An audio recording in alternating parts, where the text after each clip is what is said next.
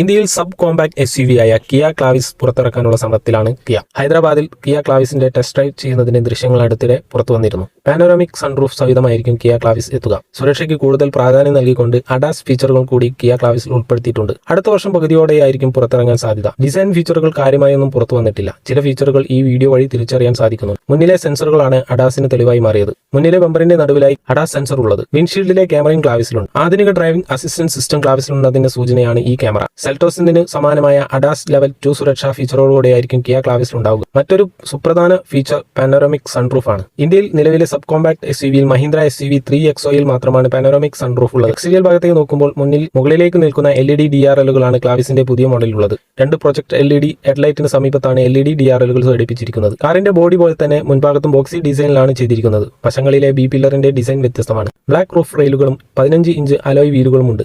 പിന്നിലെ LED ലൈറ്റുകൾ അല്പം താഴെയാണ് നൽകി